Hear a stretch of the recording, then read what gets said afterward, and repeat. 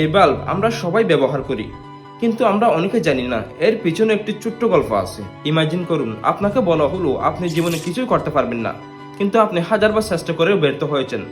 আপনি কি সেখানে থেমে যাবেন? না, একজন তামিলনি, তার নাম হলো টমাস আলভা এডিসন। ছোটবেলায় স্কুল থেকে তাকে বের করে দেওয়া হয়। শিক্ষকরা বলেছিল এই ছেলে বোকার মতো, শেখার যোগ্য না। কিন্তু তার মা বিশ্বাস করেছিল আমার ছেলে আলাদা, সে পারবে। আর সেই বিশ্বাসই বদলে দিল পুরো পৃথিবী। এডিসন সিদ্ধান্ত নিয়েছিলেন সে এমন কিছু বানাবে যা এই পৃথিবীকে আলোকিত করবে। তিনি শুরু করলেন বৈদ্যুতিক বাল্ব তৈরির কাজ। কিন্তু একবার নয়, 10 বার নয়, 100 বার নয়, 1000 বার ব্যর্থ হয়। প্রতিবারই তার উপর সবাই হাসতো, তুমি পারবে না, তোমার দ্বারা সম্ভব নয়। কিন্তু সে হার মানেনি। একদিন একজন ব্যক্তি জিজ্ঞেস করলেন, আপনি তো 1000 বার ব্যর্থ হয়েছেন, আপনার কেমন লাগছে?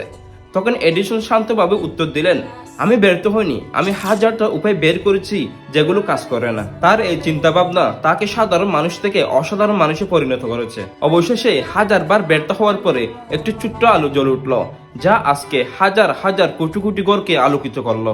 একটি কথা মনে রাখবেন, ব্যর্থ মানুষ এবং সফল মানুষের মধ্যে শুধুমাত্র একটি পার্থক্য, একজন থেমে যায় আর একজন চালিয়ে যায়। আপনি কোনটা হবেন অবশ্যই কমেন্টে জানান।